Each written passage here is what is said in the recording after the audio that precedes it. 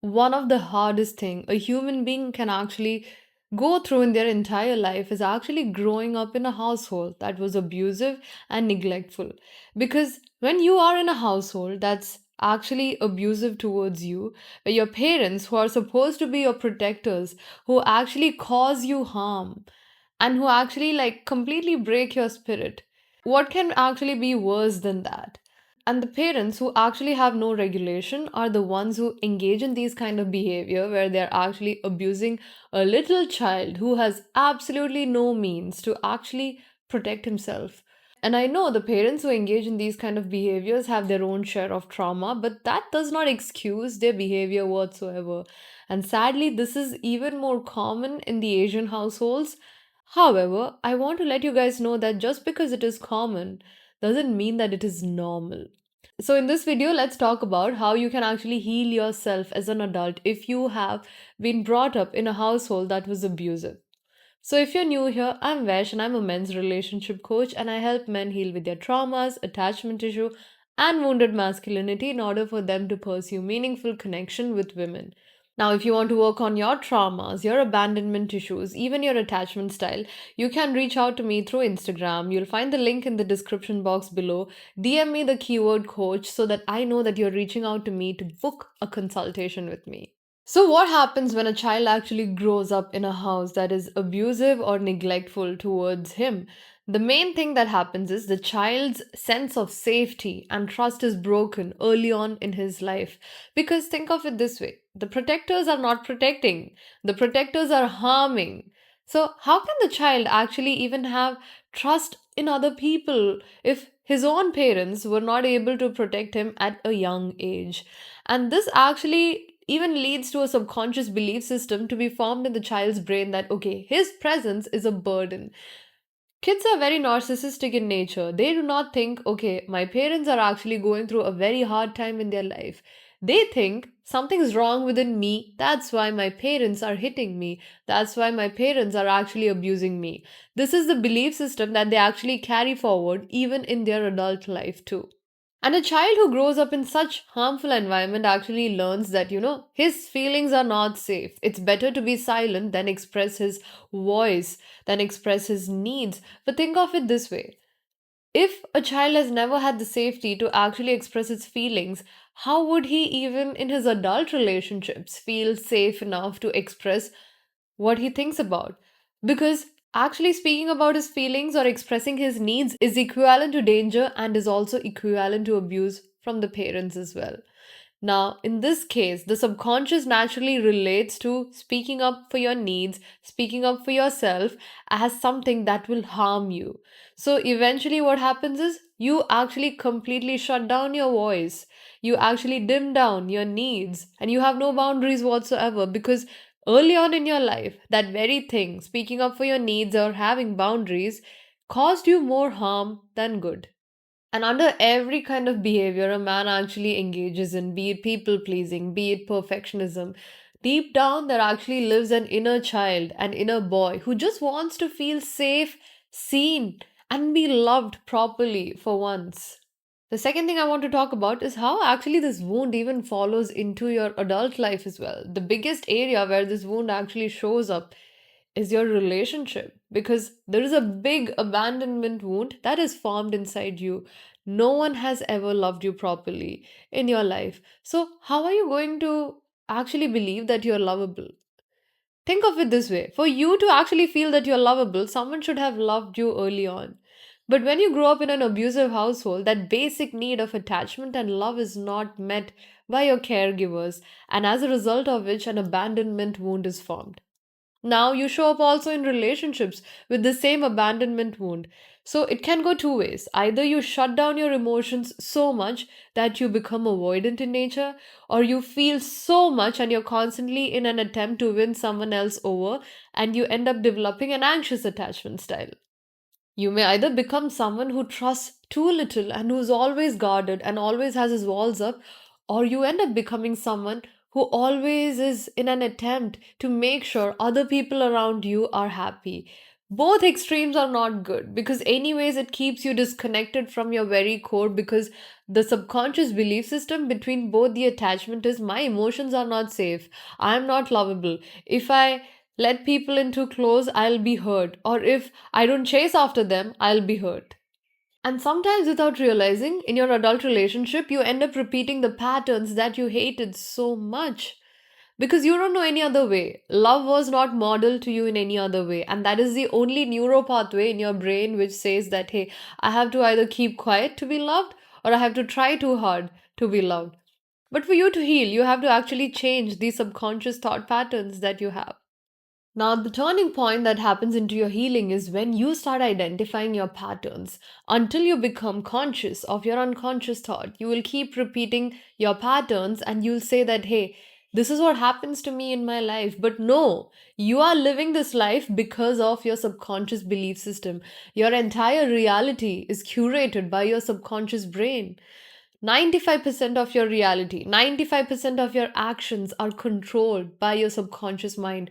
For you to heal your traumas, you have to enter into your subconscious mind.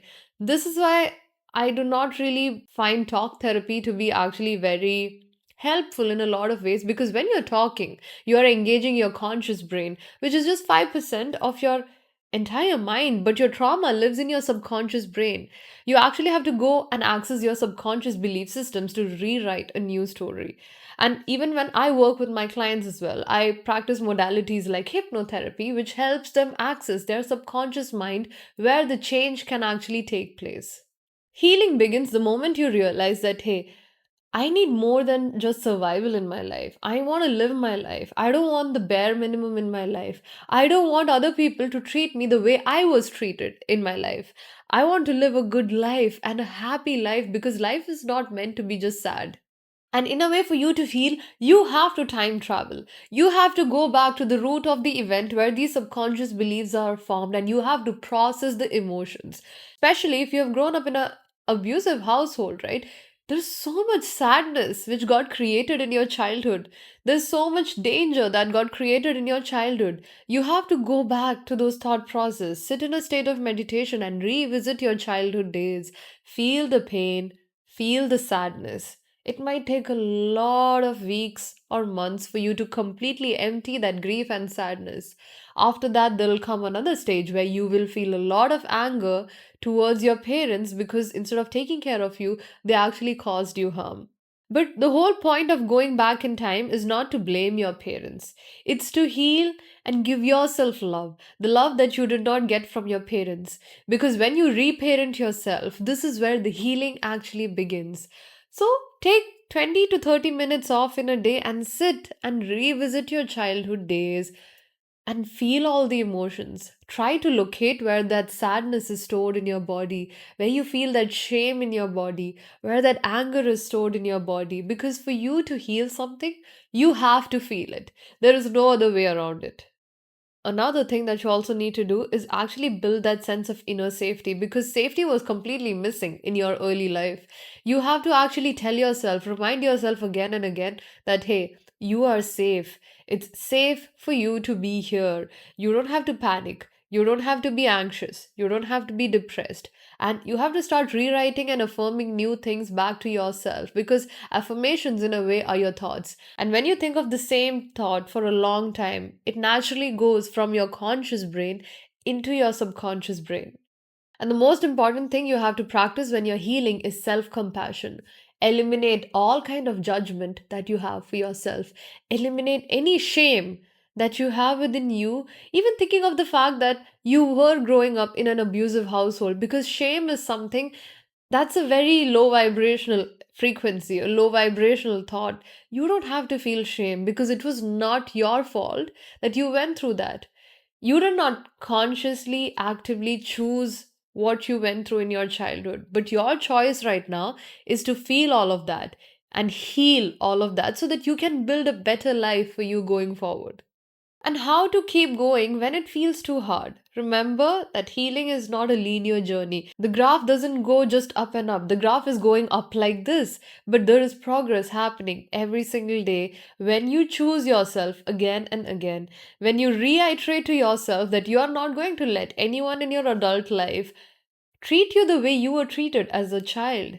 And maybe, okay, people in your adult life are not abusing you physically or emotionally, but at the same time, you don't let anyone walk over you because you know what you went through as a child. You know how much pain that inner boy who lives inside you has faced. And every single time you abandon yourself, be it in romantic relationships or even in your social circles, you are abandoning that little inner boy that lives within you. And you can't do that. Just because he has always been abandoned by his parents does not mean that he deserves it and he's worthy of it. And the only one he has to protect him is you, the adult version of you. And you have to learn how to strengthen your boundaries in your daily life going forward so that you don't actually keep harming that inner boy inside you. And there'll be days where you feel like you're looping, you're spiraling, that you're back at square one. But trust me on this, progress is never lost. Even if for a temporary day in between you feel all the old stories coming back, it's just coming up again for you to process it. And when it comes up again, I want you to process it instead of distracting yourself. Never numb the pain, never distract yourself, because every time you do that, you are sending it deeper back in your subconscious. Emotions are the language of your subconscious. So if you feel sadness and you don't process that sadness, it gets trapped in your subconscious and it shows up in your relationship, the way you behave in your adult life as well. Triggers will come up, fears will come up, all those old wounds might surface again and again. But every single time you come out of it, you heal a big part of you. You come back stronger, and the next time the trigger will have a lesser impact on you.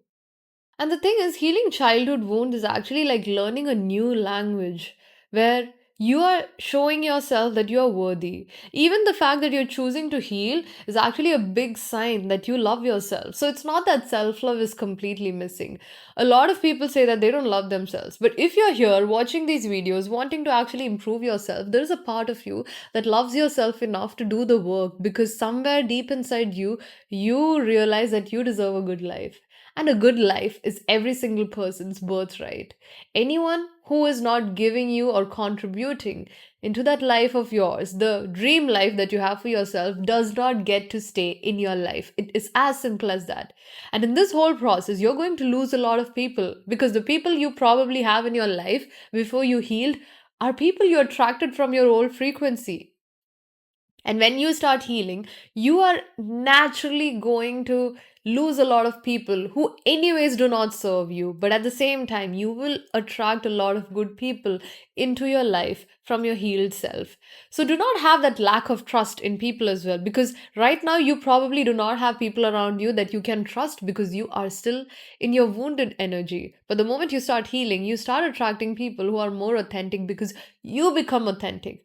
Only people who are in the same frequency can exist in the same reality. So, if you're surrounded with negative people, that's a reflection of what is inside you. And if you want positive people around you, you have to work on yourself and heal those parts of you that even attracted these negative people in the very first place.